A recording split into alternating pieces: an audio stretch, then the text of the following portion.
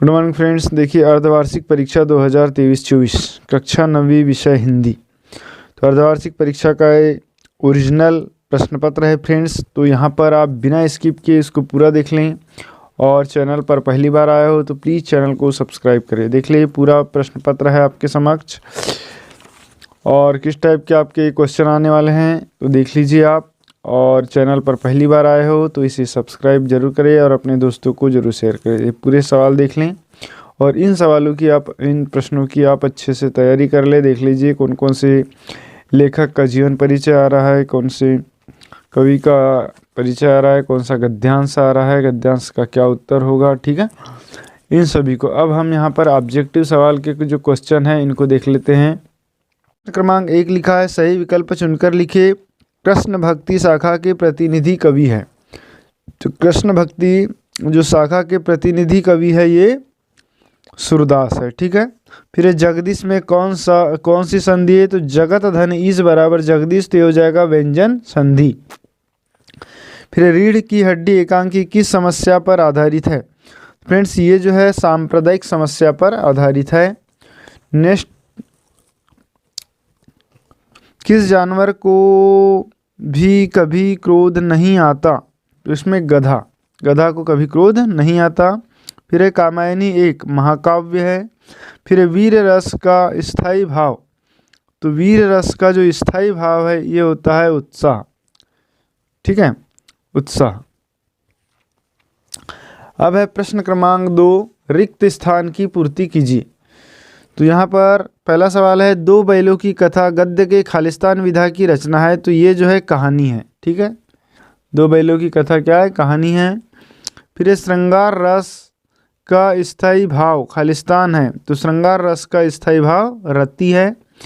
फिर यथाशक्ति में खालिस्तान है, द्विगु समास, अव्ययी भाव समास, तत्पुरुष समास, तो अव्ययी भाव समास आ जाएगा। फिर मेरे संग की आवृत्ति की लेखिका खालिस्तान है, तो ये आ जाएगा मृदुला गर्ग।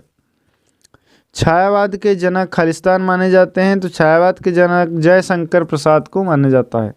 फिर आकाश का विलोम खालिस्तान है, तो आकाश का विलोम आ जाएगा धरती।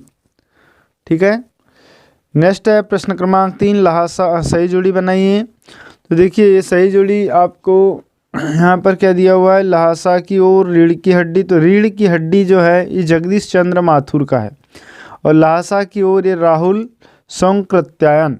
ठीक है, फिर झुरी का साला, तो झुरी का साला का नाम क्या था? गया।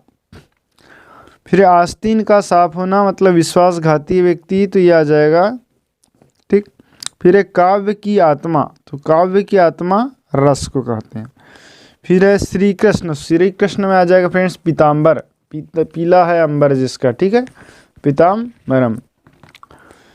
तो इस तरीके से ये सही जोड़ी आपकी कंप्लीट हुई। इसके बाद देख लेते हैं प्रश्न क्रमांक 4, सत्य असत्य लिखिए। लेखिका मृदुला गर्ग की परदादी लिख पर ही चलती थी, ये असत्य है। फिर रात दिन में तत्पुरुष समास है, ये भी असत्य है। फिर जहां नायिका के विरह का वर्णन हो वहां संयोग श्रृंगार होता है, ये भी असत्य। प्रत्यय शब्द के पहले जुड़ते हैं, तो ये असत्य हो जाएगा। फिर हिमालय दीर्घ संधि का उदाहरण है, ये सत्य है। राम स्वरूप की बेरी का नाम क्या था? तो फ्रेंड्स ये जो सवाल है ये सत्य असत्य का नहीं है, तो यहाँ पर आपको जो भी लिखे होंगे नंबर मिल जाएंगे। फिर एक वाक्य में उत्तर लिखिए। पंचवटी में कौन सा समास है? पंचवटी है। ठीक है, 5 वट वृक्षों का समूह पंचवटी, तो यहाँ जाएगा द्विगु समास।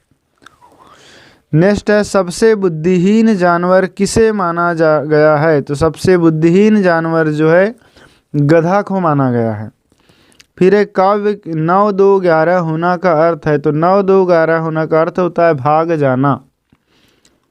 अगला है चौथा, काव्य की शोभा बढ़ाने वाले तत्व क्या कहलाते हैं? तो काव्य की शोभा बढ़ाने वाले तत्व को अलंकार कहते हैं। ठीक है, नेक्स्ट है प्रश्न क्रमांक 5, दो वर्णों के मेल को क्या कहते हैं? तो दो वर्णों के मेल को संधि कहते हैं। फिर एक कैदी और कोकिला नामक पद्यम के कवि कौन हैं?